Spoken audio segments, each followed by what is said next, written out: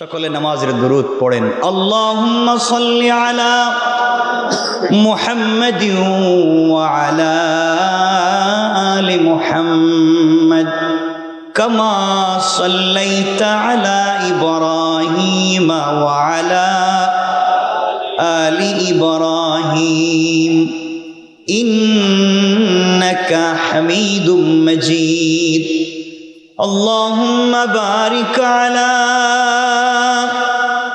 محمد وعلى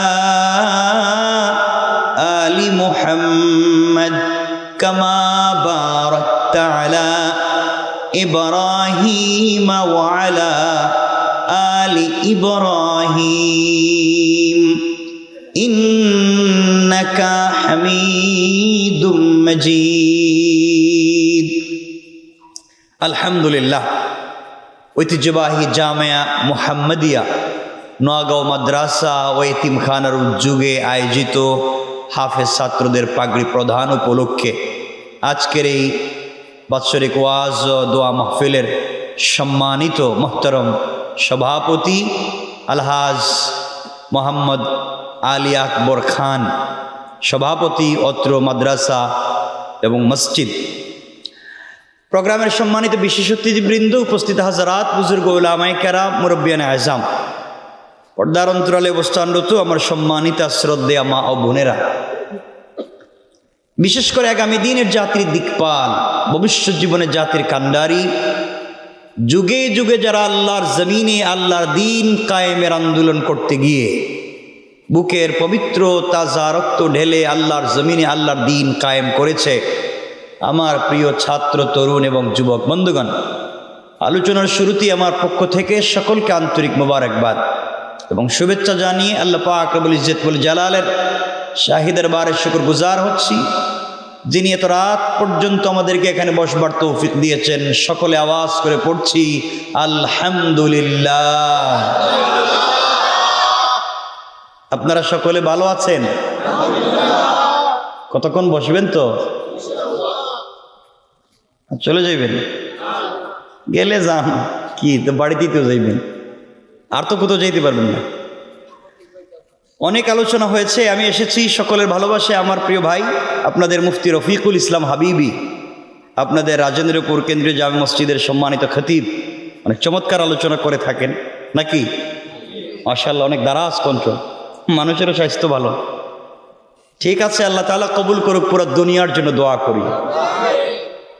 আমি আসতে চাইছিলাম না, কারণ লম্বা জার্নি করছি, শরীরে কোলায়ও না, এরপরে চলে এসেছি, কোনো একটু সময় পর্যন্ত রেস্ট করতে পারিনি। অল্প কথা বলবো, আমি ছোট মানুষ তো, কথা ভুল হয়ে যেতে পারে। এখন আপনারা তো রাগ করবেন না, একটু হাত তুলে দেখান কারা কারা রাগ করবেন। এটা আগেই তো বললাম রাগ করবেন না, রাগ করলে তো কথা বলে লাভ নাই, রাগারাগির কি দরকার আছে আপনাদের সাথে আমার? এই পৃথিবীতে আল্লাহ তাআলা আমাদেরকে প্রেরণ করেছেন বিশেষ উদ্দেশ্য নিয়ে। কথাগুলো বুঝবেন। সমাজ দিক গ্রন্থ শুধুমাত্র কেবলমাত্র সালাত পড়লেই আমি আপনি জান্নাতে যেতে পারবো না, শুধুমাত্র কেবলমাত্র মসজিদে 5 ওয়াক্ত সালাত পড়লাম, এই নামাজ দিয়েই জান্নাতে যেতে পারবো না। আল্লাহ তাআলা রাসূল পাক সাল্লাল্লাহু আলাইহি ওয়াসাল্লামকে পৃথিবীতে প্রেরণ করে বলেছেন, লাকাদ কানা লাকুম ফি রাসূলিল্লাহি উসওয়াতুন হাসানা। পুরো দুনিয়ার মানুষের জন্য চমৎকার উত্তম আদর্শ বানিয়ে যাকে প্রেরণ করেছেন তিনি আমার আপনার আকা রাসূল পাক সাল্লাল্লাহু আলাইহি ওয়াসাল্লাম।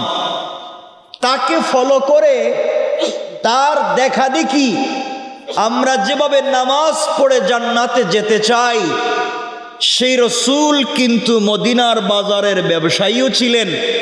সুতরাং নামাজ পড়লেই শুধু হবে না, রসুল পাকের ব্যবসার মতো হালাল ব্যবসাও আমাকে করতে হবে। আমি 5 ওয়াক্ত মসজিদে নামাজ পড়লাম, আর আমার পাশের বাড়ির ভাইয়ের জমির আইল কাটলাম। জমি বুঝেননি?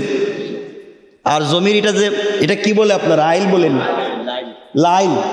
এটা তো ভালো কথা, দেখি এটা তো সুন্দর কথা, লাইল। তো এটা কি কাটেননি মাঝে মাঝে? মিথ্যা কথা বলবেন না কিন্তু। কাটে না? কাটে কেটে ছোট করে দেয়। কেন করেন? এই জমিনে কোথায় যাবেন? এমন লোক আছেন এখানে 5 ওয়াক্ত মসজিদে নামাজ পড়েন, তাহাজ্জুদের সালাতও পড়েন, হজও করেছেন, উমরাও করেছেন, ভালো কাজের শেষ নাই, কিন্তু সম্পত্তি বন্টন করতে ছেলেরে দিছে, কিন্তু নিজের মেয়েরে দেয় নাই। বলেন আছে না নাই? এখানে কেউ আসেনি? থাকলে চেহারার দিকে তাকান তো আমি চিনতে পারবো যে এই লোকটা। তাকান, যে এই লোক ছেলেরে দিছে, মেয়েরে দেয় নাই। কপাল পুরো জাহান্নামী। মানে রাখবেন, বাবার ইন্তেকালের পরে বাবা যদি 1 গ্লাস পানি রেখে যায়, 1 গ্লাস পানি যদি বাবা রেখে যায়, বাবা যদি 1 কেজি চিনিও রেখে যায়, চিনি, আর যদি ছেলে মেয়ে যতজনই থাকুক সবার মধ্যে বন্টন করে দেওয়া ফরজ। কথা কি বুঝলেন? হয়তো ছেলে বেশি পাবে, মেয়ে কম পাবে, কিন্তু সে পাবেই। কিন্তু সে কি বলেন না? সে কি পাবেই। মেয়ে যখন যায় তখন বলা হয় মেয়ে তার বাবার বাড়িতে যাচ্ছে, শ্বশুর বাড়ি থেকে। বলে না অনেকেই, বাবার বাড়িতে যাবে কেন? সে তো নিজের বাড়িতেই যায়। সেটা বাবার বাড়ি নয়, সেটা নিজের বাড়ি। বাবা মারা যাওয়ার পরে ওয়ারিশের মধ্যে সম্পদ অটোমেটিক বন্টিত হয়ে যায়। সুতরাং এটা বাবার নয়, নিজের। এটা ভাইয়ের যেমন বোনেরও তেমন। ভাই যেভাবে পায় বোনও পায়। হয়তো ভাই বেশি পায়, বোন কম পায়, কিন্তু বাবার রেখে দেওয়া প্রত্যেকটা বালিকণায় ছেলেও পায়, মেয়েও পায়। যারা দেয় না তারা 5 ওয়াক্ত নামাজ পড়ে তাহাজ্জুদ পড়লেও জাহান্নামী। বলেন জান্নাতি না জাহান্নামী? এমন এলাকায় আজকের থেকে দেখবেন, যে দেখবেন সম্পদ বন্টন করতে ছেলের দিয়েছে, মেরে দেয় নাই, এ টাটকা নির্ভেজাল ফরমালিন ছাড়া জাহান্নামী। এগুলো এই এলাকায় রাজেন্দ্রপুরে নাই? বলেন না? আছে। অনেক ভাই আছে নিজের বোন রে ঠকায়, আছে না নাই? এগুলা করে সালাত পড়লে হবে না, এগুলা করে নামাজ পড়লে হবে না, এগুলা করে মসজিদ মাদ্রাসা বানালেই হবে না। মনে রাখবেন, আগে বান্দার হক যার যতটুকুন তা দিতেই হবে। আমি হক দিলাম না, আমি ছেলেকে দিলাম, মেয়েকে দিলাম না, এই ছেলেকে বেশি দিলাম, ওই ছেলেকে কম দিলাম, আর তাহাজ্জুদের সালাত পড়লাম, মানুষের কাছে দ্বীনের দাওয়াত দিয়ে বেড়ালাম। মনে রাখবেন, আপনি আমি সে মাফ না করা পর্যন্ত জান্নাতে যেতে পারবো না। আর আপনারা জান্নাত মনে করছেন, মনে হয় তওবা করে। আমরা তো বলি তওবা করেন, আল্লাহ মাফ করে দিবেন। তাওবা মানি আস্তাগফিরুল্লাহ পড়া নয়। তাওবার অর্থ হচ্ছে যে যতটুকুন হক পায় তার হক তার কাছে পৌঁছে দিয়ে মাফ চাওয়া। কথা বুঝেননি? এখন আমি আপনার কাছে হক পাই, আমারটা দিলেন না, আস্তাগফিরুল্লাহ পড়লেন, এটার নাম ভণ্ডামি। আমারটা দিয়ে পরে আস্তাগফিরুল্লাহ পড়েন, মেয়েরটা দিয়ে পরে আস্তাগফিরুল্লাহ পড়েন। কথা কি বুঝলেন? কথা বলেন না কেন? আল্লাহর ওয়াস্তে হক দিতে হবে। এই পৃথিবীতে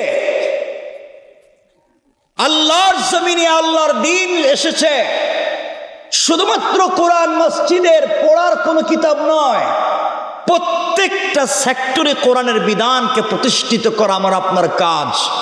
সমাজে, পরিবারে, বাচ্চা কাচ্চাদের সঙ্গে সমাজের সকল সেক্টরে দ্বীনকে সুপ্রতিষ্ঠিত করা একজন মুসলমানের কাজ, শুধু একজন আলেমের কাজ নয়, সকলের। কথাগুলো বুঝবেন প্লিজ। বসে আছেন, খুব ভালো লাগতেছে, শুনেন। আমাদের উপরে কি শুধু জুমার নামাজ ফরজ, না প্রতিদিন 5 ওয়াক্ত ফরজ? বলেন না? যত মানুষ জোহরের নামাজে আসে তত মানুষ কি ফজরের নামাজে আসে? ওই সময় থাকে কই? তো বলেন, এটা কি ভালো কাজ না খারাপ কাজ? কথা বলেন না কেন? দেখবেন এক ওয়াক্ত নামাজ পড়ে না, এমনকি জুমার নামাজও পড়ে না, কিন্তু সে হয়ে যায় এলাকার গ্রামের মাতবর। আর গ্রামের মাতবরি করে বুনরে ঠকায়, বাইরে বেশি দেয়, এই বাইরে কম দেয়, এই বাইরে বাড়াইয়া দেয়, এর জমি ওর নামে দিয়া দেয়, ওর জমি এর নামে দিয়া দেয়। এলাকার মাতবর, মনে রাখবেন সেটা টাটকা শয়তান। কথা বলেন না কেন? আছে না নাই? আছে। কথা খুব বেশি বলবো না। সুতরাং নামাজ পড়লেই শুধু হবে না, রাগ করবেন না। আজকাল কেমন হয়ে গিয়েছে, সমাজ এত খারাপ, সব না, এত নিচে নেমে গিয়েছে মানুষ খারাপ মানুষের খারাপির ভয়ে মসজিদের সভাপতি বানায়।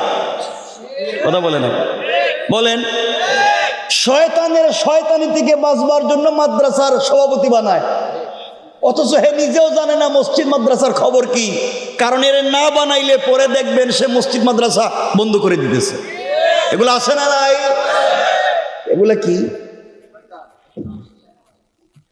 এই সমস্ত নোংরামি করে মসজিদ মাদ্রাসা কেন, কেউ যদি কাবাগরের মুতাল্লিও হয়ে যায়, কাবাগরের মুতাওয়াল্লি, কাবাগরের ইমামও যদি হয়ে যায়, আর সে যদি বান্দার হক নষ্ট করে থাকে, কসম রব্বে পাকের জাতের, সে বনি ইসরাইলের পয়গম্বর মুসার মতো নবী হয়ে যেতেও পারে, বান্দার হক নষ্ট করলে সে জাহান্নামী।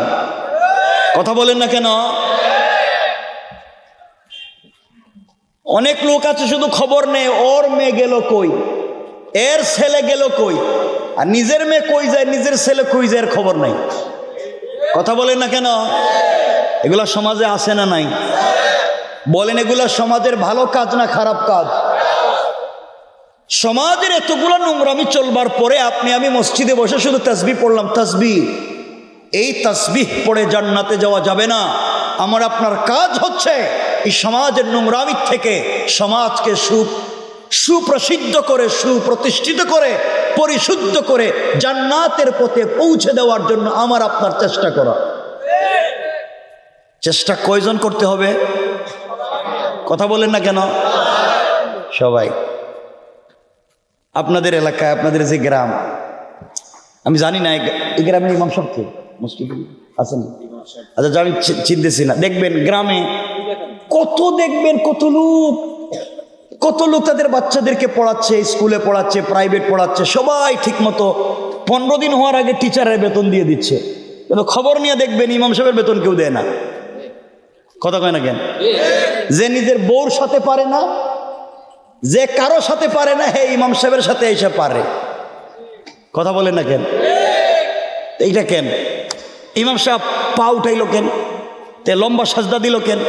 সালামে তো লম্বা দিছে কেন? রুকুয়ে তো বেশি দিল কেন? ইমাম সাহেব হাঁটে কেমনে? ওর চেহারা দেখতে কেমন? ও সুন্দর কিনা? খায় কম না বেশি খায়? ওর বউ কি করে?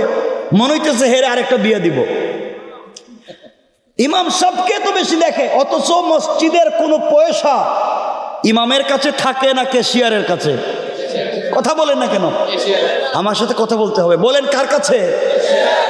তাহলে আমানতদার বেশি ইমাম দরকার না ক্যাশিয়ার দরকার? আরে পয়সা কার কাছে থাকে? আমানতদার দরকার ইমাম না ক্যাশিয়ার? তাহলে ইমাম রে খুঁজে আমানতদার, আর ক্যাশিয়ার খুঁজে বাটপার। কথা বলেন না কেন? লাভ হইল কি? যার কাছে টাকা থাকবে হেরেই না আমানতদার মনে হইল। মনে রাখবেন, আপনাদের এই গ্রামের যদি 100 জন মুসল্লির ইমাম খোঁজার জন্য আমানতদার ইমাম খুঁজেন, আপনাদের 100 জন মসজিদের মুসল্লির ইমাম যদি পরহেজগার ভদ্র হওয়া লাগে, যারা এই বাংলাদেশের 20 কোটি মুসল্লির ইমাম হবে, তাকে মসজিদের ইমামের চাইতে ভদ্র হওয়া লাগবে। ঠিক কিনা বলেন? যার কাছে কোটি কোটি টাকা আসবে, সে তো ইমাম মসজিদের ইমামের চাইতে আরো বড় ভালো হওয়া লাগবে। দেখা যায় আমরা ভোট দিয়ে এমন একটা সুরে নির্বাচিত করি, আগে বাজারে 100 টাকা দিতে হয়তো চান্দা, আর এখন এনে দিতে হয় 300 টাকা চান্দা। লাভ হয়েছে কি?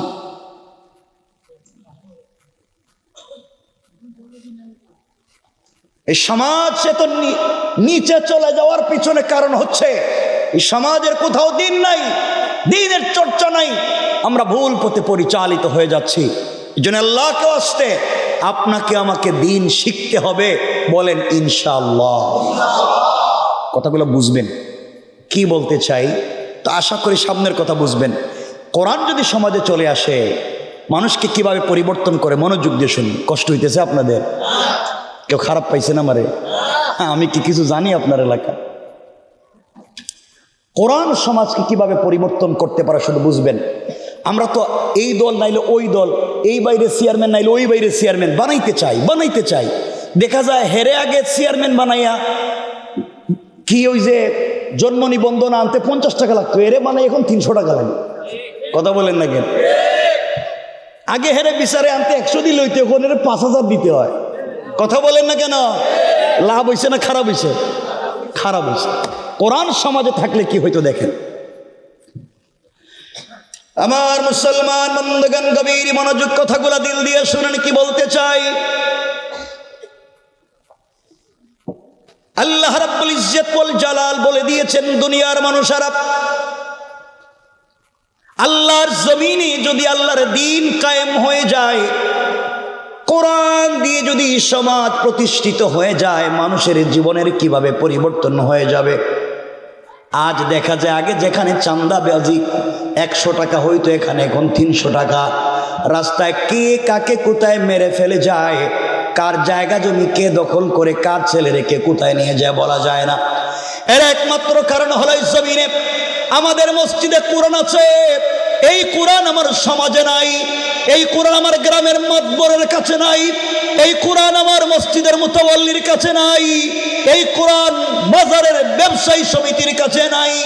কোরআন যেভাবে মসজিদে আছে, ওই কোরআন দিয়ে যেভাবে মসজিদে সালাত পড়েছে আল্লাহর হুকুম মেনে রসুলের তরিকায়, ওই কোরআন যদি বাজার পর্যন্ত পৌঁছে দিতাম, তাহলে বাজারের সভাপতিও বাজার চালাইতো আল্লাহর হুকুমে রসুলের তরিকা।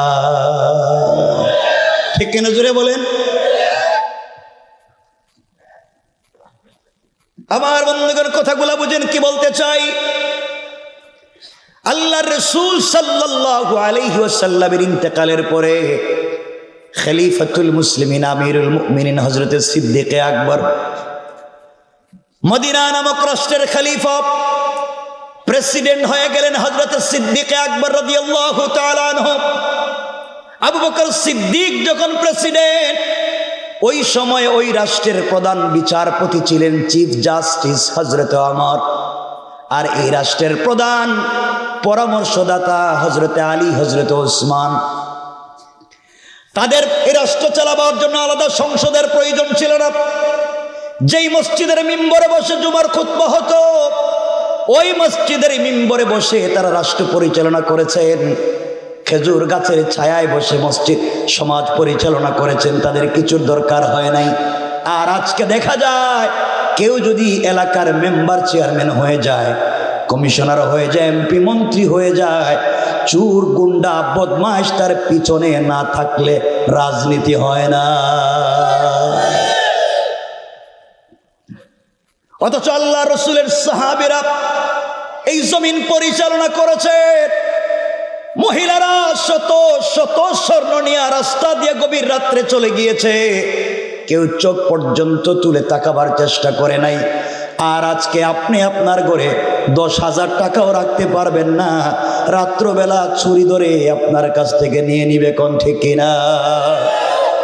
নির্বাচনের আগে অনেক নেতাকে দেখবেন ডাস্টবিনে নেমে ডাস্টবিন পরিষ্কার করতেছে, রিক্সাওয়ালারা দেখে গলাগলি করে বুক মিলায়, খেতে গিয়া যে ধান কাটে তার সঙ্গে বুক মিলায়।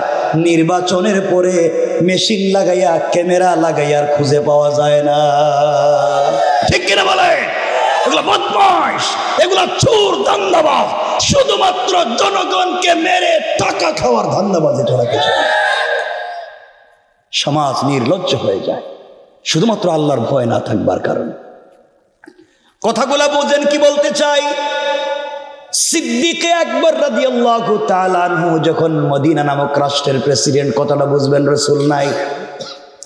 একদিন মসজিদে নববীতে ফজরের সালাত পড়ে সিদ্দিক আকবর বসা, ওনার পাশে প্রধান বিচারপতি হযরত ওমরে ফারুক বসা, ওনার আরেক পাশে হযরত আলী বসা।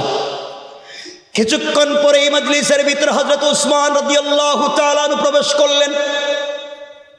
কথাগুলো বুঝবেন কি বলতে চাই। উসমান রাদিয়াল্লাহু তাআলা আনহু প্রবেশ করে খলিফাতুল মুসলিমিন আমিরুল মুমিনিন সিদ্দিক আকবরকে বলছেন, ভাই আপনার কাছে একটা বিষয় জানতে চাই, আপনি বলেন তো এই রাষ্ট্র আপনি কি দিয়ে চালান, আপনার কাছে জানতে চাই। সিদ্দিক আকবর ডাক দিয়ে বলছেন, শোনো উসমান,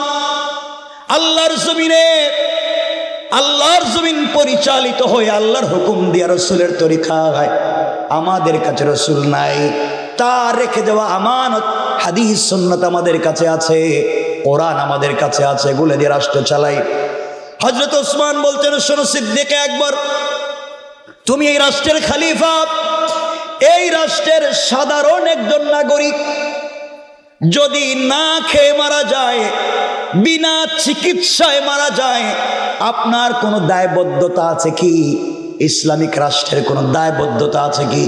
সিদ্দিক আকবর দাঁড়িয়ে গেলেন, উসমানকে ডাক দিয়ে বলছেন, উসমান রে, তুমি একজন হিউম্যান বডি, মানুষের কথা বলছো, আমি বলছি আমার রাজ্যে মদিনা নামক রাষ্ট্রে একটা কুকুর যদি না খেয়ে মারা যায়, একটা বিড়ালও যদি বিনা চিকিৎসায় মারা যায়, আর ইসলাম এই রাষ্ট্রের সর্বোচ্চ জায়গায় থাকবার পরে প্রাণীরাও যদি তাদের অধিকার ফিরিয়ে না পায়, আল্লাহর আদালতে কাল কিয়ামতের ময়দানে আমাকে জবাবদিহি করা লাগবে। আল্লাহু আকবার। কোরআন বলছে, কিতাবুন, কোরআন এমন এক কিতাব, আনজালনাহু ইলাইকা, যা আপনার প্রতি অবতীর্ণ হয়েছে হে রাসূল, লিতুখরিজান নাসা মিনাজ যুলুমাতি ইলান নূর, যা অন্ধকারাচ্ছন্ন সমাজকে আলোকিত করে, পুরো দুনিয়ার মানুষকে এক আল্লাহর তাওহীদ আর এক রাসূলের রিসালাত শিক্ষা দিয়ে জান্নাত পর্যন্ত পৌঁছে দেওয়ার একটাই মাধ্যম হচ্ছে আল কোরআন। সুবহানাল্লাহ বলবেন না? এত আস্তে বললেন, কষ্ট হইতেছে, মনে কষ্ট হইতেছে না? ওয়াজের মাঝে মাঝে যদি আবার ঘরে বাসায় বউর কথা মনে হয়, কারণ ওয়াজে তো সুবহানাল্লাহ ডাঠাইয়া কইতেছেন, বাসায় যে আপনার বউ, এটা তো মোটামুটি একটু আজরাইল টাইপের, ঠিক কিনা? এটা আবার ঠিক কইছে, এটা আবার কই ঠিক, তাহলে আমি কি কইছি নাকি? বউ যদি ওই ওয়াজ শুনতে পারে যে আপনি কইছেন ঠিক, তাহলে দরজায় যাওয়ার পরে যদি কিতা ঠিক, হ্যাঁ আমি কিতা আজরাইল নি, তো কি কইবেন তখন তো আমরা দেখতাম না, বউর পায়ে ধরে তখন কানবেন আর বলবেন, আম্মা আমার মাফ করে দাও, ঠিক কিনা? এটাও ঠিক কইছে কেটে, এগুলো তো ঠিক না। তো বলতে চাই, সমাজ পরিশুদ্ধ তো পরে হবে, ঘর যদি শান্তির না থাকে, ওই যে অনেক লোক আছে দেখবেন, ভাই তোদের সাথে যে কথা বলতাম মাথা ঠিক নাই, মাথায় কি ঢুকছে, বউ আছে না নাই? তুমি বিয়া করছো যে তুমি আছে কইছো, তোমার বাপ রে জিগাইতেছি, হে তো আছে কইতেছি, কিন্তু যারা বিয়ে করছে এরা কয় না। আল্লাহ সমাজকে সুন্দর করুক, বলেন না আমিন। কথায় কথা চলে আসছে, আপনাদের কষ্ট হচ্ছে না তো? আমরা কি সংক্ষেপ করব কথাগুলোকে? খুব লম্বা করবো না, কষ্ট হচ্ছে? প্রস্রাবে ধরলে কেউ যায়েন না, বন্ধ করতে বলতেছি না, বন্ধ করলে আবার যদি অসুবিধা হয়, যায়েন না। এখন পরিবারকে সুন্দর করেন, সবাই চায় যে আমাদের বাচ্চারা আলেম হোক, আমাদের বাচ্চা ভদ্র হোক, আমানতদার হোক, রাসূলুল্লাহর সুন্নতকে ফলো করুক, আমরা সকলেই চাই কি চাই না? কিন্তু একজন মায়ের পেটে সন্তান যাওয়ার পরে যে 10 মাস থাকে, আল্লাহর রাসূল সাল্লাল্লাহু আলাইহি ওয়াসাল্লাম কিছু আমল দিয়েছেন, প্রত্যেকটা মাসে মা কি আমল করবে, কোন মাসে কি আমল করলে বাচ্চার ব্রেন কিভাবে হবে, কোন মাসে কি আমল করলে বাচ্চা সুন্দর হবে, কোন মাসে কি আমল করলে বাচ্চা ভদ্র হবে, শিক্ষিত হবে, মেধাবী হবে, কোন মাসে কি আমল করলে দুনিয়ার জমিনে বাচ্চা বড় আল্লাহর ওলি হবে, প্রত্যেকটা আমল আল্লাহর রাসূল বলেছেন। কিন্তু আমরা তো জানি না, আমরা জানি কি যে কোন মাসে কোন সিরিয়াল দেখলে, বুঝেন নাই কি বলছি? সিরিয়াল মানে কিসের, ওইটা তো বুঝবেন আপনারা, আমরা না বুঝলে আপনারা বুঝবেন। এগুলোতে আমরা লিপ্ত হয়ে গেছি। এই জন্য আজকালকে বাংলাদেশে তো নারী নির্যাতনের আইন আছে, এই জন্য আমরা দেখি যে নারী নির্যাতন হইতেছে। যদি পুরুষ নির্যাতনের আইন থাকতো, তাহলে এই এলাকার সব পুরুষরাই বউর বিরুদ্ধে গিয়ে মামলা দিত, ঠিক কি না? এটা করছে ঠিক, দেখছেন সব বউর বিরুদ্ধে মামলা। তাহলে এটা কি ভালো কোনো খবর?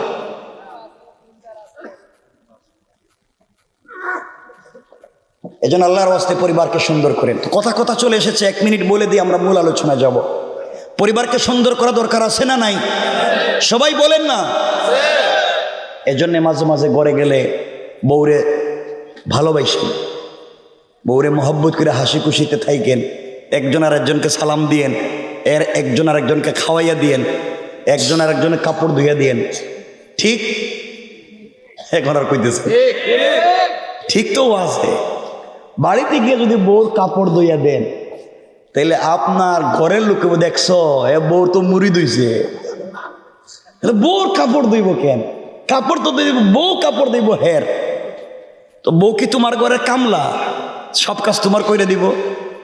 তুমি বছরে বছরে বাচ্চা একটা সাপ্লাই দিবা, এই বাচ্চা একটার লালন পালন করতে হইব, তোমার খাওয়াইতে হইব, তোমার কাপড় ধুয়ে দিতে হইব, তোমার আত্মীয় স্বজন আসলে তারাও দেখতে হইব, তুমি যত জুলুম নির্যাতন করবা তাও সহ্য করতে হইব, ভালো রান্না করে দিলে তুমি সব খাইয়া তার জন্য রাখতে যাবা, কিছু নাই, এটাও সহ্য করতে হইব।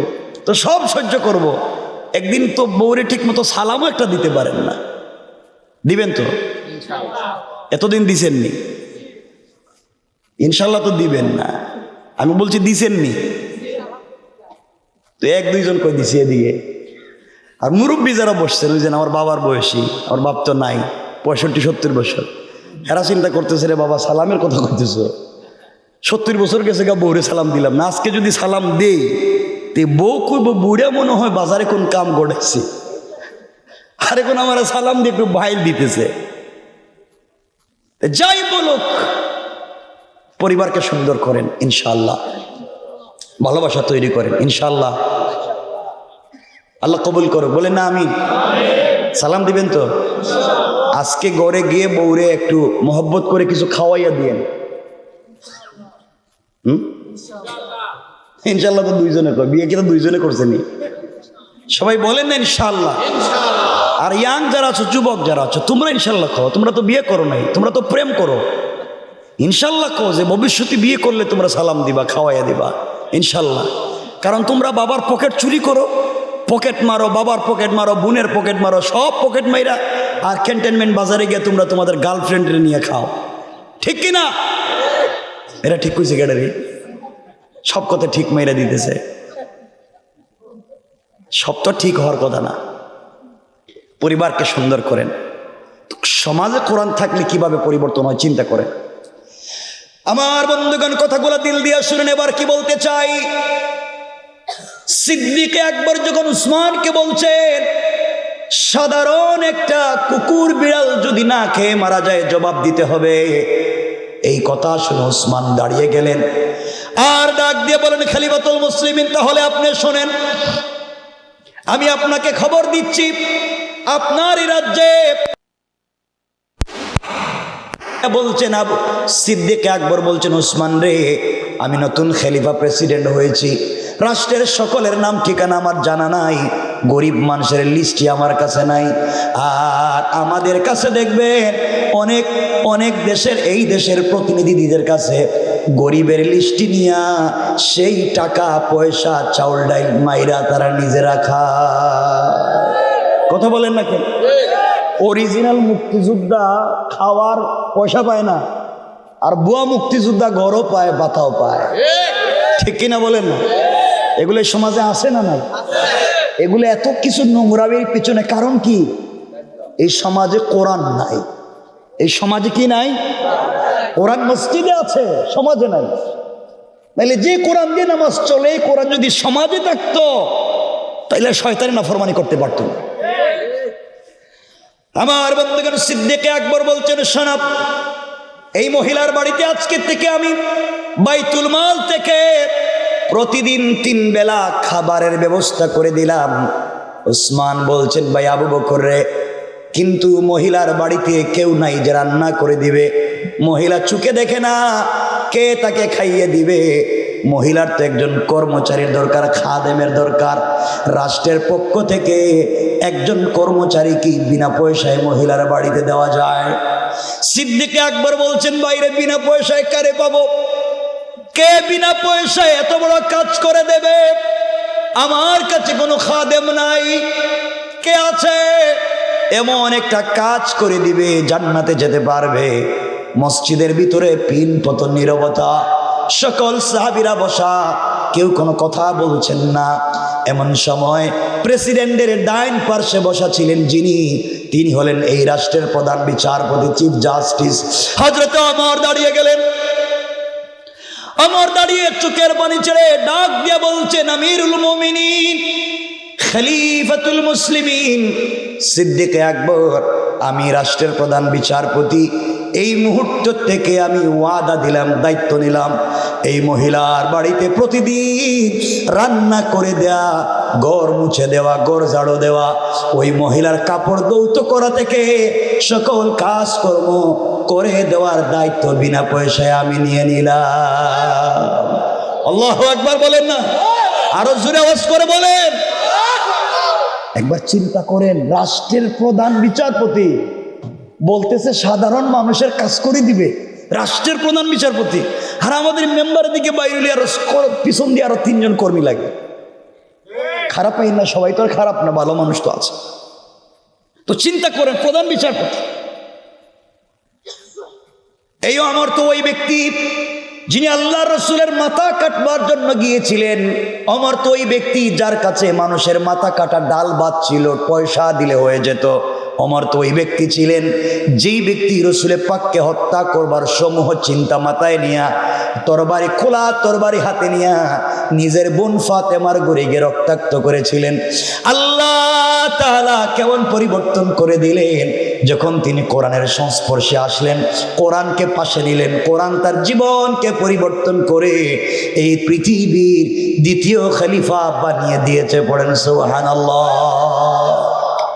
কোরআন কিভাবে পরিবর্তন করে দিতে পারে। কিন্তু আমরা যে কোরআন বুঝি না, তো বিপদ হয়েছে এখানে, বুঝি না। আমার বন্ধুগণ, কথা এখানেই শেষ না, কষ্ট হচ্ছে।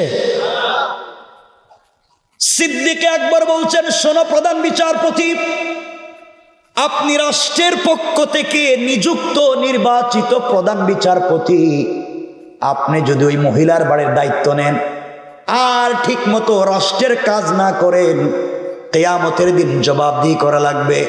আবার দায়িত্ব নিয়ে যদি ঠিকমতো আদায় না করেন, 1 সপ্তাহ পরে সকল সাহাবীদের সামনে মসজিদের ভিতরে তোমার বিচার হবে। আর কিয়ামতের কঠিন ময়দানে আল্লাহর আদালতে রসুলে পাকের সামনে তোমাকে আসামি বানাইয়া দেব। চিন্তা করেন, কি কমিটমেন্ট, কি কথা। কথা এখানেই শেষ হয়ে গেলে ভালো ছিল, কথাগুলো বুঝেন। পরের দিন সকালবেলা হযরতে ওমর ফারুক রাদিয়াল্লাহু তাআলা আনহু সকালবেলা যখন অফিসে যান, অফিসে যাওয়ার 1 ঘন্টা আগে বাড়ি থেকে বের হয়ে গেলেন। হাঁটতে হাঁটতে মহিলার বাড়িতে পৌঁছে গেলেন। দরজায় নক করে ডাক দিয়ে বলছেন, আম্মা জান, আমি আপনার বাড়ির নির্ধারিত কর্মচারী, রাষ্ট্রের পক্ষ থেকে। বলেন তো মা, কি করে দেওয়া লাগবে? রান্না করে দেওয়া লাগবে নাকি? কাপড় ধৌত করে দেওয়া লাগবে নাকি? কি করতে হবে বলেন? ঘরের ভিতর থেকে আওয়াজ এসেছে। জবাব আসলো, কে যুবক? তোমাকে চিনতে পারলাম না, তুমি আসতে দেরি করে ফেলেছো যুবক রে। তুমি আসার প্রায় 3 ঘন্টা আগে আরেকজন যুবক এসে আমার ঘরের সবগুলা কাজ করে দিয়া, রান্না করে আমাকে নিজ হাতে খাইয়ে দিয়ে চলে গিয়েছে। পড়েন সুবহানাল্লাহ। আমার চিন্তায় পড়ে গেলেন, ব্যাপার কি? দায়িত্ব আমার, কে করে দিয়ে যায়? চিন্তা করলেন, আগামীকালকে ফজরের সালাত পড়ে নাস্তা না করে চলে যাব।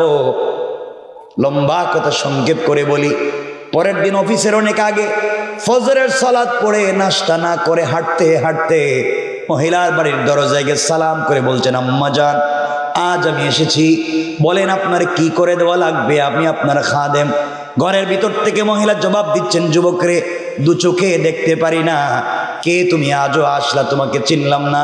কিন্তু যুবক, তুমি মনে রাখবা, শুনে রাখো যুবক, তুমি আসার প্রায় 2 ঘন্টা আগে আর একজন যুবক এসে আমাকে খাইয়ে দিয়া কাপড় ধৌত করে দিয়া আমার দুইটা হাত উপর দিকে উঠাইয়া আমার কাছ থেকে বিড়বিড় করে তার জন্য দোয়া নিয়ে চলে গিয়েছে।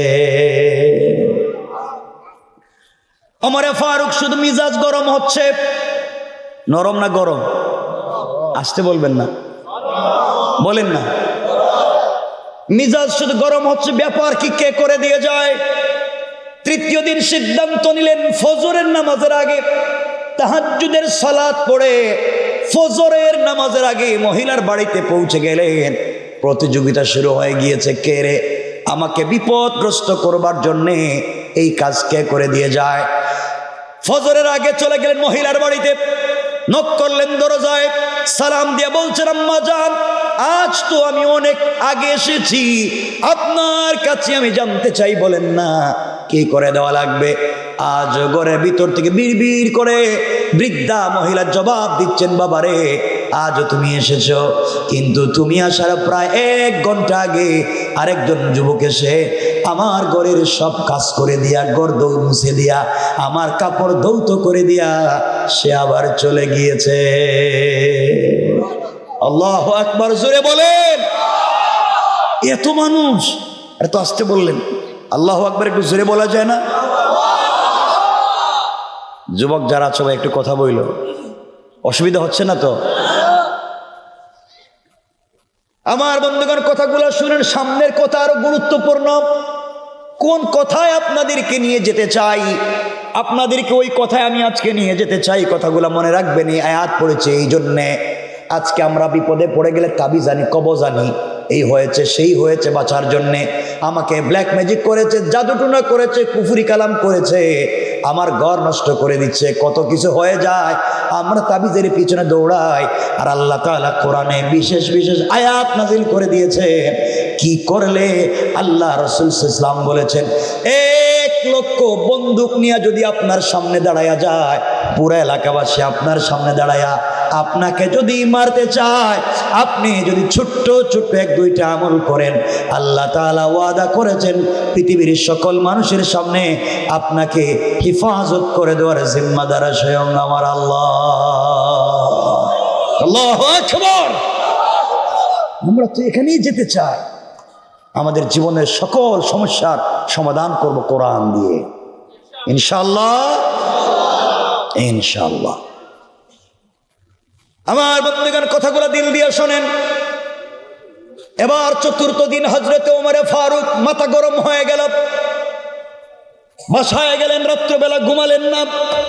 তাহাজ্জুদের নামাজের আগে তরবারি হাতে নিলেন, তরবারি কুশমুক্ত করলেন, ধারালো অস্ত্র হাতে নিলেন, আর চিন্তা করলেন আজকে যাকে পাবো শরীর থেকে মাথা আলাদা, কারণ আমাকে বিপদগ্রস্ত করেছে 3 দিন, আরো 3 দিন পরেই তো সিদ্দিক আকবরের সামনে আমার বেইজ্জতি, আমার কাজ কে করে দিয়ে যায়। আমি এই রাষ্ট্রের সব থেকে প্রধান নির্বাহী, আমি বিচার ব্যবস্থার প্রধান, আর আমার যদি এই অবস্থা হয় আমি আল্লাহর আদালতে কি জবাব দিব। 4র্থ দিন তিনি পৌঁছে গেলেন, তরবারি হাতে নিয়ে দরজার সামনে গিয়েছে। ওই মহিলার বাড়ির দরজার সামনে গিয়ে ওমর শুনতে পায় ঘরের ভিতরে কে যেন ছোট ছোট কণ্ঠে কথা বলে, ঘরের ভিতরে মিটমিট করে আলো জ্বলে। বুঝতে পেরেছেন, এবার ধরতে পেরেছি, এবার তো যাওয়ার তোমার জায়গা নাই, কোথায় তুমি যাইবা। আমার তরবারি হাতিরে দাঁড়িয়ে আছে, আর অপেক্ষা করতেছে যুবক কখন বের হবে, এই অপেক্ষায় আছে। হঠাৎ করে ঘরের ভিতর থেকে একজন যুবক বের হয়ে আস্তে আস্তে চলে যায়। আমার চিৎকার করে বলছে, যুবক রে, আমি অমর বলছি, আমার হাতে কিন্তু নাঙ্গা তরবারি, আমার হাতে কুশমুক্ত তরবারি, আমি একবার তরবারি চালাইলে শরীর থেকে মাথা আলাদা হয়ে যাবে। যুবক, কে তুমি? প্রতিদিন আমাকে বেইজ্জত করতেছ, হাত উঠাইয়া সারেন্ডার হয়ে যাও, নচেত অমর থেকে বাঁচতে পারবা না। অমরের গর্জন শুনে, অমরের চিৎকার শুনে আগন্তুক যুবক অন্ধকারে হাত উঠে সারেন্ডার হয়ে গেলেন, দাঁড়িয়ে থাকলেন, আর হাত নামালেন না। হযরত ওমর তরবারি হাতে নিয়ে আস্তে আস্তে করে যুবকের সামনে পৌঁছে গেলেন। যুবকের সামনে গিয়া যেই যুবক হাত উপর দিকে উঠাইয়া সারেন্ডার হয়ে দাঁড়িয়ে আছে, ওই যুবকের সামনে গিয়া ওমর আর নিজেকে সামলিয়ে রাখতে পারলেন না, আর সহ্য করতে পারলেন না, থরথর করে কাঁপতে লাগলেন, হাতের তরবারি ফেলে দিলেন, হাউমাউ করে কাঁদতে লাগলেন। তাকাইয়া দেখেন তার সামনে সারেন্ডার হয়ে যেই যুবক দাঁড়াই আছে, সে আর কেউ না, তিনি হলেন মদিনা নামক রাষ্ট্রের প্রেসিডেন্ট, তিনিই হলেন হযরতে আবু বকর। আল্লাহু আকবার। কোরআন কিভাবে পরিবর্তন করে দিচ্ছে, কোরআন রাষ্ট্রের প্রধানকে কি পরিবর্তন করে দিল, কোথায় নিয়ে যাচ্ছে সমাজ, কোরআন নিয়ে যায় কোথায়। আমরা আজকে কোথায় আছি কোরআন ছাড়া সমাজে থেকে। আমার বন্ধুগণ, হযরত ওমর কাঁদতে লাগলেন। সিদ্দিক আকবরকে জড়িয়ে চোখের পানি ছেড়ে ডাক দিয়ে বলছেন, বাইরে ও খলিফাতুল মুসলিমিন, ও সিদ্দিক আকবর, আপনি তো এত দামি মানুষ, আল্লাহর রাসূল ইন্তেকালের আগে মদিনার মসজিদের সবগুলা দরওয়াজা বন্ধ করে দিয়েছেন, কিন্তু আবু বকরের বাড়ির দিকের দরওয়াজাটা আল্লাহর রাসূল খোলা রাখতে বলেছেন। আল্লাহর রাসূলের ইন্তেকালের আগে রাসূলের মুসল্লায় দাঁড়িয়ে সালাতের ইমামতি করেছো, আল্লাহর রাসূলের জীবদ্দশায় তুমি দাঁড়িয়েছো আল্লাহর রাসূলের মুসল্লায়, আল্লাহর রাসূলের মাথা মুবারক তোমার রানের উপরে রেখে সেই গর্তের ভিতরে তুমি হেফাজত করেছো। ও ভাই, রসুলের সফরে, রসুলের সফরে সব জায়গায় তুমি রসুলের সাথী, আজ তুমি রাষ্ট্রের প্রধান, আজ তোমার কেন অবস্থা, তুমি কেন সারেন্ডার, তুমি কেন এই মহিলার বাড়িতে আসো? দায়িত্ব না আমার ছিল, তুমি না আমাকে দায়িত্ব দিছিলা, সব মানুষের সামনে তুমি না আমার দায়িত্ব দিছিলা, বলো তুমি কেন আসলা? সিদ্দিক আকবর চোখের পানি ছেড়ে ওমরকে জড়িয়ে চোখের পানি ছেড়ে ডাক দিয়া বলছেন, বাইরে তোমার আগে এই রাষ্ট্রের খলিফা আমি হয়েছি, এর অর্থ হলো আল্লাহর আদালতে তোমার আগে আমাকে জবাবদিহি করা লাগবে। আমি তোমাকে দায়িত্ব দিয়েছি ঠিকই, কিন্তু তুমি ঠিক মতো আদায় করতেছো কিনা আমি তো জানি না। কিয়ামতের ময়দানে তোমার আগে আল্লাহ আমাকে ধরবে, আমি তো প্রধান ছিলাম, আমার এলাকার মানুষ নিরাপদে ছিল কিনা, চুর চামারি হয়েছে কিনা, আমার এলাকার মানুষ খাইতে পারলো কিনা, আমার এলাকার যুবকেরা চাকরি পাইল কিনা, সবার নিরাপত্তা আছে কিনা, তোমার আগে তো আল্লাহ আমারে ধরবে। এই জবাবদিহিতার ভয় যখন আমার ভিতরে ঢুকে যায়, এত বড় দায়িত্ব নিয়ে বসে আছি, মানুষের খিদমত করতে পারলাম কিনা, এই চিন্তা যখন আমার ভিতরে ঢুকে যায়, রাত্রবেলা বিছানায় পিঠ লাগাইতে পারি না। এই জন্যে তোমার আগে এসে ওই মহিলার বাড়ির কাজগুলো আমি করে দিয়ে যাই। আমার ডাক দিয়ে বলছেন, তাহলে বলেন আবু বকর, আপনি এত বড় দায়িত্ব আঞ্জাম দিচ্ছেন, কিন্তু আপনার পায়ে জুতা নাই কেন? আপনি রাষ্ট্রের প্রধান, আপনার পায়ে জুতা নাই, স্যান্ডেল নাই কেন? আপনি কি এত গরিব? কি হইছে আপনার? একটা রাষ্ট্রের প্রধান পায়ে জুতা নাই, আর আমাদের রাষ্ট্রের প্রধানের দরকার নাই, মেম্বার অফ হাউস করার পরে জুতা তো আর জায়গা পায় না। কথা বলেন না কেন? কি অবস্থা এই সমাজে? আমার বন্ধুগণ, কথাগুলো দিল দিয়ে শুনে এবার কি বলতে চাই। সিদ্দিক আকবর হাউমাউ করে কান্না করে ডাক দিয়ে বলেছেন, ওমর রে, আমার পরবার মতো চামড়ার কোনো জুতা নাই, দামি কোনো জুতা নাই, আমার একটা জুতা আছে খড়মের জুতা, কাঠের জুতা দিয়া মদিনার রাষ্ট্রে যখন আমি হাঁটি, মদিনার বাজারে যখন হাঁটি, খটখট করে আওয়াজ হয়। এই খটখট করে গভীর রাত্রে যখন আওয়াজ হবে, পাথরের জমিতে হাঁটলে অনেক মানুষের ঘুমের ডিস্টার্ব হবে, অনেক মানুষ তাহাজ্জুদের সালাতে উঠছে, আমার জুতার আওয়াজে হয়তো তারা ডিস্টার্ব হবে। এই জন্য আমি রাষ্ট্রের খলিফা, রাত্রেবেলা জুতা পায়ে দেই না। আল্লাহু আকবার!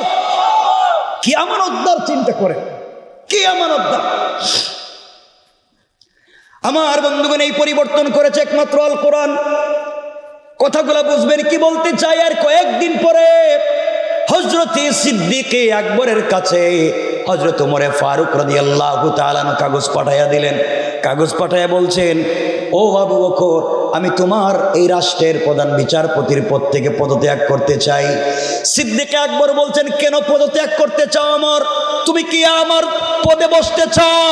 তুমি কি আমার চেয়ারে বসতে চাও? আমি রাষ্ট্রের খলিফা, তুমি কি রাষ্ট্রের খলিফা হতে চাও? এই জন্য কি তুমি পদত্যাগ করতে চাও? ওমর বলছেন, ভাই না রে, 1 বৎসরের উপরে হয়ে গিয়েছে আমি রাষ্ট্রের প্রধান বিচারপতি।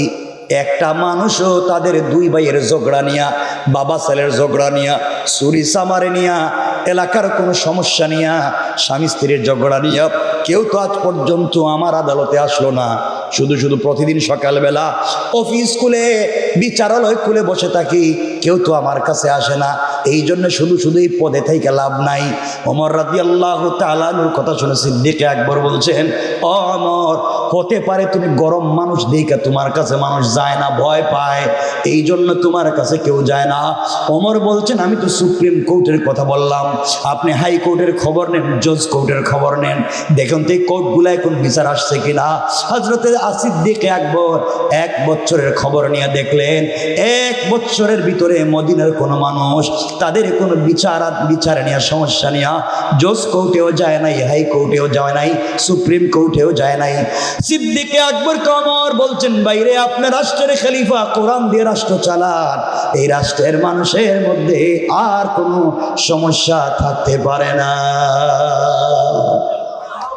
আল্লাহু আকবার। কিভাবে পরিবর্তন হয়ে গেল একটা রাষ্ট্র, সব মানুষ পরিবর্তন হয়ে গিয়েছে। এই কোরআন পরিবর্তন করতে পেরেছে। আমরা কি পারি? এই কোরআনের সংস্পর্শে আসতে কি পারবো ইনশাআল্লাহ? কষ্ট হচ্ছে আপনাদের? 1-2 মিনিট কি চালানো যায়? কিন্তু কিন্তু কেউ যদি উঠেন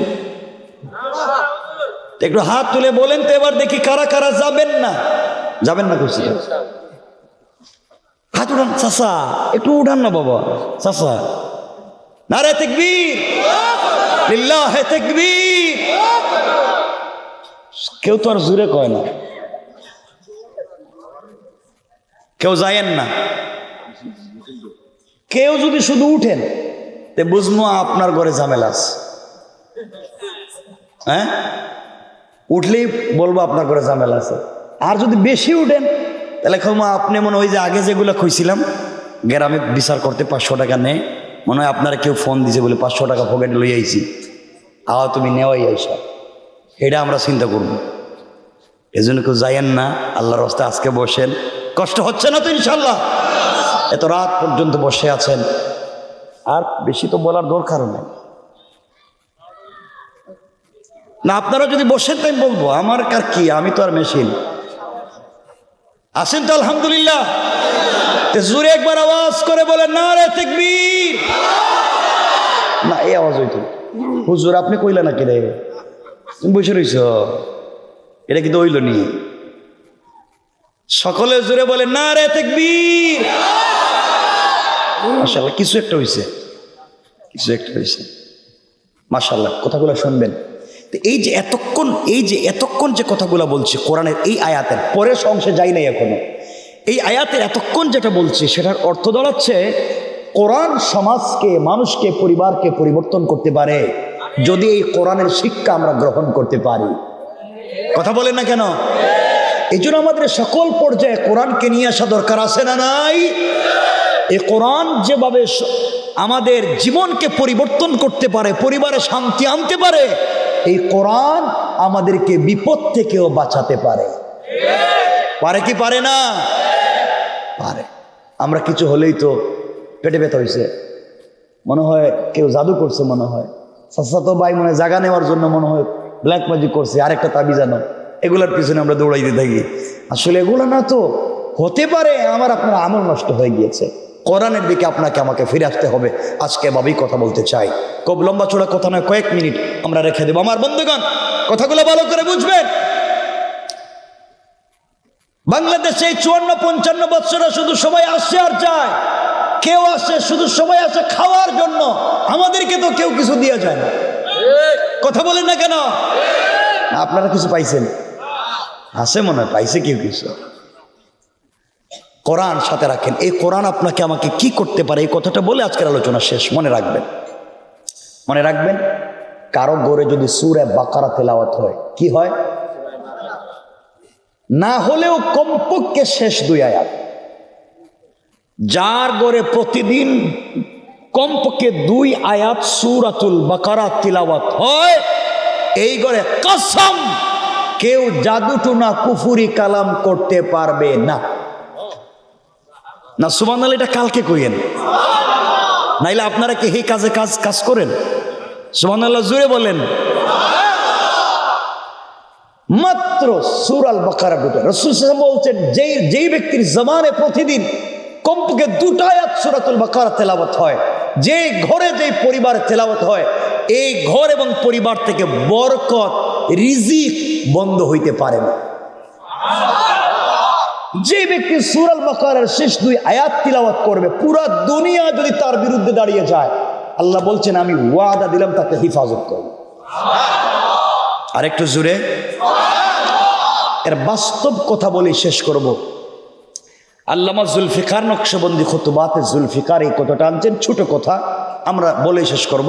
আর আল্লামা ইদ্রিস কান্দলুই রহমতুল্লাহ আলাইহি, যিনি ছিলেন দারুল উলুম দেওবন্দের শেখুত তাফসীর, উনি ওনার মারিফুল কোরআনী কথাটা নিয়ে আসছেন। আমি ছোট করে আপনাদেরকে বলে দিচ্ছি কয়েক মিনিটে, শুধু শুনেন, কষ্ট হবে না তো ইনশাআল্লাহ? আমার মুসলমান বন্ধুগণ, কথাগুলো দিল দিয়ে শুনেন। এবার কি বলতে চাই, কোরআন যদি আপনার ঘরে থাকি, কোরআন যদি তিলাওয়াত করেন, পৃথিবীর কেউ আপনার ক্ষতি করতে পারবে না। এই কথা বলে আলোচনা শেষ করব। রাসূলুল্লাহ সাল্লাল্লাহু আলাইহি ওয়াসাল্লামের জিন্দেগি থেকে 2টা কথা বলছি। আমরা ঘটনার দিকে যাব না, আলোচনা লম্বা হয়ে যাবে। শুধুমাত্র বুঝাবার জন্য এই কথাগুলো আপনাদেরকে স্মরণ করিয়ে দিচ্ছি। কথাগুলো আপনারা জানেন, শুধু স্মরণ করিয়ে দিলাম। আল্লাহ রাসূল সাল্লাল্লাহু আলাইহি ওয়াসাল্লাম হিজরত করে যেই দিন মক্কা থেকে মদিনায় চলে যাবেন, আর মক্কায় থাকতে পারলেন না।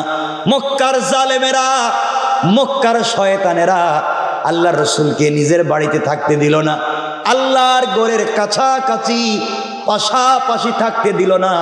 হিজরত করে তিনি চলে যাবেন। যেই রজনীতে চলে যাবেন, আল্লাহর রাসূল সাল্লাল্লাহু আলাইহি ওয়াসাল্লাম জিবরিল আমিন হাজির হয়ে গেলেন। আল্লাহর রাসূলকে ঘুম থেকে উঠালেন, ডাক দিয়া বলছেন, ইয়া রাসূলুল্লাহি, ইয়া হাবিবাল্লাহ, আপনি তৈরি হয়ে যান, আপনাকে হিজরত করতে হবে ইয়াসরিবের দিকে, আপনাকে হিজরত করতে হবে খেজুর বাগানের দিকে, আপনাকে হিজরত করতে হবে মদিনার দিকে। আমরা হিজরতের গল্প বলছি না, এত লম্বা চৌড়া আলোচনা আমরা যাব না। সিদ্দিক আকবরের ওই দিনের কথাগুলোর দিকে আমরা যাচ্ছি না, কথাগুলো শোনেন। আল্লাহর রাসূল ঘুম থেকে উঠে গেলেন, নিজের বিছানায় হযরত আলীকে শুইয়ে দিলেন।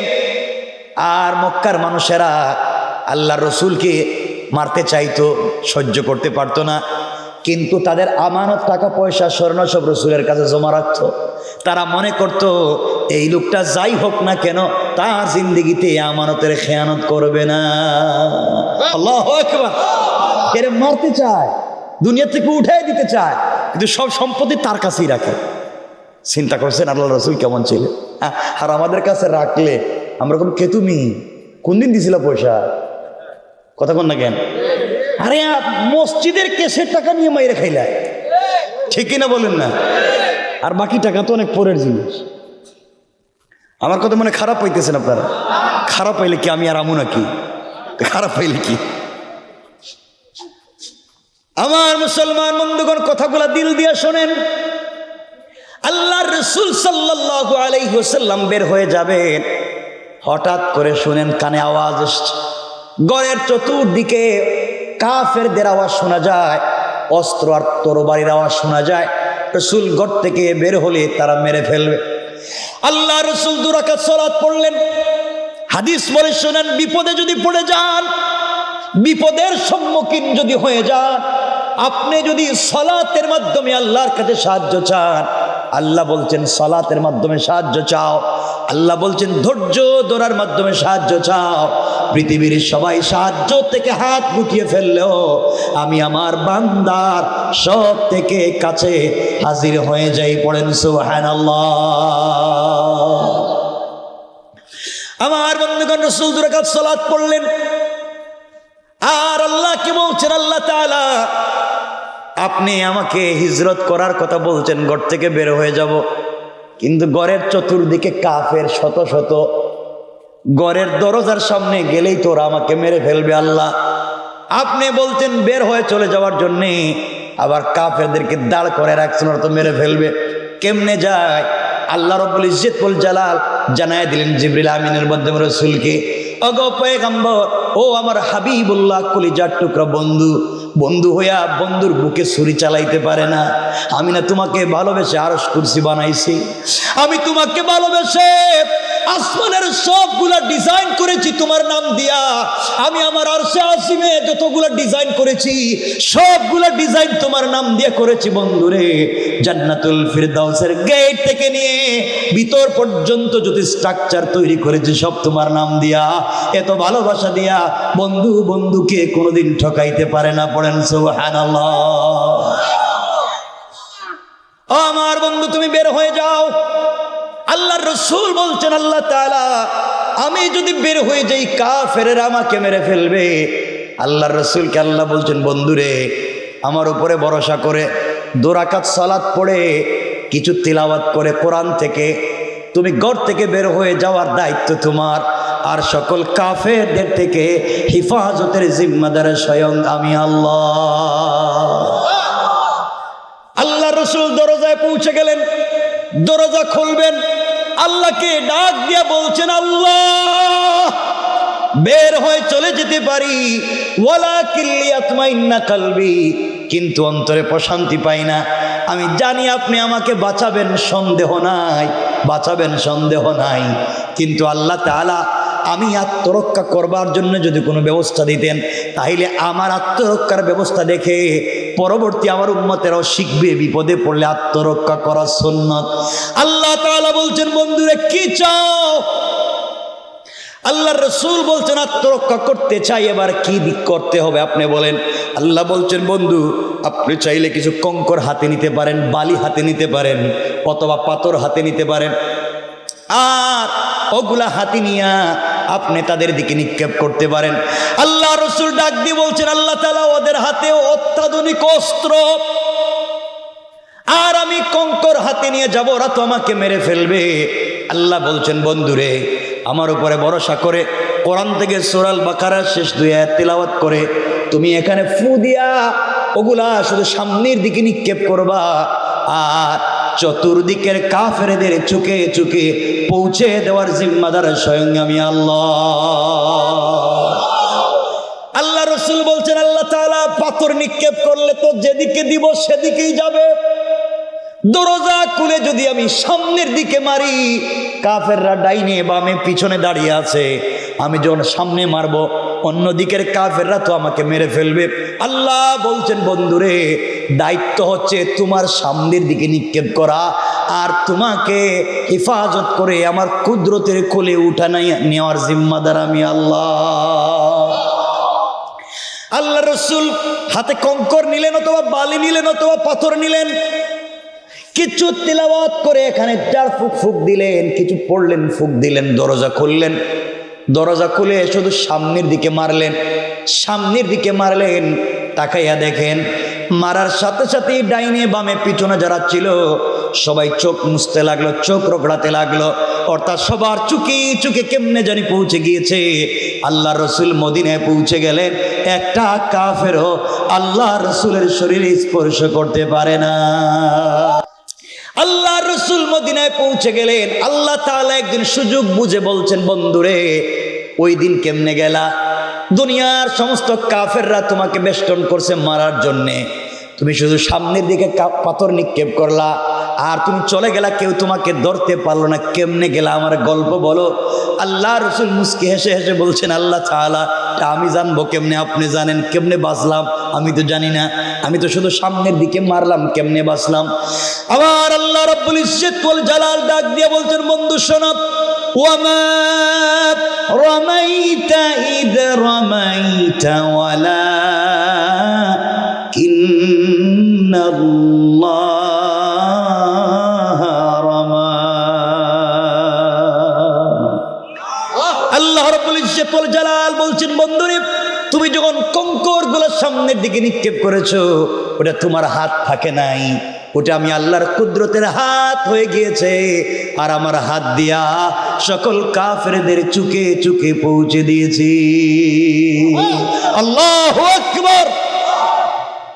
কোরআন কিভাবে বাঁচাতে পারে? এই কোরআন আমরা পারবো তো ইনশাল্লাহ, ধরে রাখতে পারবো তো ইনশাল্লাহ। একেবারে শেষ কথার দিকে চলে এসেছি, একেবারে শেষ কথার দিকে, 2 মিনিট। এ কোরআন ধরে রাখতে পারবো তো ইনশাল্লাহ। রাসূলের এই জিন্দেগির থেকে একটা কথা বলছি, আরেকটা 2 মিনিটে বলে দিই। আল্লাহ রাসূল সাল্লাল্লাহু আলাইহি ওয়াসাল্লামের কাছে যেদিন তাব্বাত ইয়াদা আবি লাহাব সূরা নাজিল হয়েছে, আল্লাহ তাআলা জানাইয়া দিয়েছেন আবু লাহাব ধ্বংস, হাত পাও ধ্বংস। এর অর্থ হচ্ছে তার সম্পদ, তার সন্তানগুলো ধ্বংস। এই আয়াত এখানে নাজিল করলে আর কোনো আপত্তি ছিল না, জানার তাফসীরের ব্যাপার আমাদের আজকের ছিল না। কিন্তু আল্লাহ তাআলা কোরআনে কারীমের এই সূরার মধ্যখানে বলছেন ওয়ামরাতুহু হাম্মালাতাল হাতাব। আল্লাহ রাব্বুল ইজ্জত ওয়াল জালাল এই সূরার মধ্যখানে বলছেন, ইয়া রাসূলুল্লাহ, আমি আবু লাহাবকে শুধু ধ্বংস করেছি তা না, তার সম্পদ ধ্বংস করেছি তা না, তার সন্তানদের ধ্বংস করেছি তা না, ওই মহিলাকেও ধ্বংস করেছি, যেই মহিলা হাম্মালাতুন। হাম্মালাতুন শব্দের 2টা তাফসীর। তাফসীরে মাযহারিতে আল্লামা সানাউল্লাহ পানিপতি নিয়ে এসেছেন। একটা তাফসীর হলো হাম্মালাতুন শব্দের ব্যাখ্যা হলো ওই মহিলাকে ধ্বংস করে দিয়েছি, যেই মহিলা আপনার বিরুদ্ধে বদনাম করতো, রাস্তাঘাটে গিয়ে বদনাম করতো, এই বদনামকারিণী মহিলাকে আমি আল্লাহ ধ্বংস করে দিয়েছি। 2 নম্বর তাফসীর হলো ওই মহিলাকে ধ্বংস করে দিয়েছি যেই মহিলা জঙ্গল থেকে কাঁটাওয়ালা কাঠ কেটে আপনার রাস্তায় ফেলে দিয়ে দিন প্রচারে বাধা প্রদান করত, আমি আল্লাহ তাকেও ধ্বংস করে দিয়েছি। আজ ইসলামের দাওয়াত দিতে, ইসলামী আন্দোলন করতে, দ্বীনের কথা বলতে যারা বাধা দেয়, যারা ডিস্টার্ব করে, কোরআনের কথা বললে কারো বিরুদ্ধে চলে গেলে যারা দাঁড়িয়ে যায়, তারা হলো ওই দিনের আবু লাহাব। আর তার স্ত্রী যেই অবস্থায় ছিল তাদের চাইতেও বড় ভয়ানক দালাল হইল তারা। কোন ঠিক কিনা? আমার বন্ধুগণ, কথাগুলো শোনেন। ওই আয়াত, ওই সূরা নাজিল হয়ে যাওয়ার পরে সূরার তাফসীরে যাচ্ছি না, উম্মে জামিল হাতের মধ্যে পাথর নিয়ে আল্লাহ রসুলকে মেরে ফেলবার জন্য বের হয়েছে। হাতে পাথর নিচে, কাঁধে পাথরের ব্যাগ নিচে, আল্লাহ রসুলকে মেরে ফেলবে। মক্কার মসজিদের দিকে যেতে লাগলো। কিছু দূর যাওয়ার পরে যখন একেবারেই মসজিদের কাছাকাছি পৌঁছে গেল, সিদ্দিকে আকবরের রানের উপরে আল্লাহ রসুল মাথা রেখে শুয়ে আছেন। কথাগুলো শুনেন, 1-2 মিনিটের কথা শেষ করে দিলাম। আল্লাহ রসুল সিদ্দিকে আকবর রানের উপরে মাথা রেখে শুয়ে আছেন। এমন সময়ে সিদ্দিকে আকবর দেখেন একজন মহিলা আসতেছে হাতে পাথর নিয়ে আল্লাহ রসুলকে মেরে ফেলবার জন্যে। তিনি বলছেন, ইয়া রাসূলুল্লাহি, ইয়া হাবিবাল্লাহ, আপনি আমাকে বলেন না ওই মহিলার থেকে আপনাকে আমি হেফাজত করি। আল্লাহ রসুল বলছেন, সিদ্দিক আকবর রে, তুমি আমাকে হেফাজত করতে পারবে না। আল্লাহ আমাকে বলে দিয়েছেন গোটা দুনিয়া যদি আমার বিরুদ্ধে দাঁড়িয়ে যায়, আমাকে মেরে ফেলতে চায়, ওই সময়ের জন্য আল্লাহকে স্মরণ করে আমি কোরআন তিলাওয়াত করি। আল্লাহ বলছেন ওই কোরআন তিলাওয়াতের বরকতে সকল জালেম থেকে আমাকে হেফাজত করে দেবে। আল্লাহ রসুল সাল্লাল্লাহু আলাইহি ওয়াসাল্লাম কোরআন তেলাওয়াত শুরু করে দিলেন। উম্মে জামিল আস্তে আস্তে আল্লাহ রসুলের কাছে পৌঁছে গেল। আল্লাহ রসুল সাল্লাল্লাহু আলাইহি ওয়াসাল্লাম সিদ্দিকে আকবরের রানের উপরে মাথা রেখে শুয়ে আছেন। আল্লাহ রসুল সাল্লাল্লাহু আলাইহি ওয়াসাল্লাম তেলাওয়াত করতে লাগলেন। সিদ্দিকে আকবর রসুলের তেলাওয়াত শুনতে লাগলেন, চোখ দিয়ে রসুলকে দেখতে লাগলেন। কিছুক্ষণ পরে আল্লাহ রসুলের সিনা মুবারকের সামনে উম্মে জামিল দাঁড়ায়া আবু বকরকে ডাক দিয়ে বলছে, আবু বকর, একা একা বসে বসে এখানে কি করো? এখানে বসে আছো কেন? তোমার বন্ধু মুহাম্মদ ইবনে আব্দুল্লাহ কোথায়? আল্লাহু আকবার, জোরে বলেন। এই আওয়াজে না আরো জোরে বলেন। সিদ্দিকে আকবর আশ্চর্য, বলে কি? আল্লাহর রাসূল সাল্লাল্লাহু আলাইহি ওয়াসাল্লাম আমার রানের উপরে শুয়ে আছেন, তিনি তেলাওয়াত করেন, আমি কান দিয়ে শুনি, চোখ দিয়ে তাকে দেখি। উম্মে জামিল রসুলের সিনার সামনে দাঁড়ায় আমারে দেখে, রসুলরে দেখে না। আরো জোরে। তিনি ডাক দিয়ে বলছেন, উম্মে জামিল, যাকে খুঁজতে এসেছো তুমি খুঁজে দেখো কোথায় আছে। উম্মে জামিল পুরা কাবা চত্বর খুঁজে রসুলকে পাইল না। আবার আবু বকরের সামনে দাঁড়াইয়া, রসুলের সিনার সামনে দাঁড়াইয়া ডাক দিয়া বলছে, আবু বকর, তোমার বন্ধু মুহাম্মদ ইবনে আব্দুল্লাহকে জানাইয়া দিও আমি হাতে পাথর নিলাম, তার কাছে আমার বিরুদ্ধে আয়াত নাজিল হয়েছে, তাকে যেখানেই পাবো আস্ত রাখবো না, মেরে ফেলবো। আবু বকর মনে মনে বলতেছে, রসুল তোমার সামনে তুমি চোখেই দেখো না। আল্লাহু আকবার বলেন না। সামনে বসে তুমি দেখো না, তুমি কি করবা? চিৎকার করে করে উম্মে জামিল চলে গেল। সিদ্দিক আকবর আল্লাহ রসুলকে জড়িয়ে খাউমাউ করে কাঁদতে লাগলেন আর বললেন, ইয়া রাসূলুল্লাহ, উম্মে জামিল আপনার সামনে দাঁড়ায়া আমাকে দেখে আপনাকে দেখে না, ব্যাপারে কি? আপনি কি কিছু বলবেন? কেন আপনাকে দেখলো না? আল্লাহ রসুল সাল্লাল্লাহু আলাইহি ওয়াসাল্লাম সিদ্দিক আকবরের কপালে চুম্বন করে বলছেন, সিদ্দিক আকবর শোনো, আল্লাহ রাব্বুল ইজ্জত ওয়াল জালাল বলে দিয়েছেন, ও পয়গম্বরে আরবি, যখন কোনো কাফের আপনাকে মেরে ফেলবার জন্য আসবে, ওই সময় আপনি কোরআন থেকে তেলাওয়াত করবেন, আমি আল্লাহ হিজাবাম মাসতুরা, আকাশ থেকে গোপন পর্দা পাঠাইয়া ওই কাফের থেকে তোমাকে হেফাজতের জিম্মাদার স্বয়ং আমি আল্লাহ। আল্লাহু আকবার জোরে বলেন। চিন্তা করেন, আজকে কথাগুলো বলছি, প্রথমে যে আলোচনা করলাম কোরআন দিয়ে সমাজ কেমনে পরিবর্তন করা যায়, এখন যে কথাগুলো বললাম কোরআনের উপরে আমল করলে বিপদ থেকে কেমনে বাঁচা যায়, আমরা কি পারবো ইনশাআল্লাহ? আওয়াজ করে বলেন ইনশাআল্লাহ।